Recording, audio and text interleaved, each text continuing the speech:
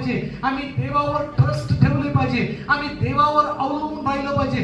देवाच्या लोकांनो, मला तुम्हाला सांगू द्या, त्या ठिकाणी शमशोन त्याला पकडण्यात आलं, त्याला छळण्यात आलं, त्याला मारण्यात आलं, त्याचे डोळे फोडले. आणि मला तुम्हाला सांगू द्या, आणि मोठ्या सभास्थानामध्ये आणि त्याचा छळ करत असताना, त्याची टिंगल टवाळकी करत असताना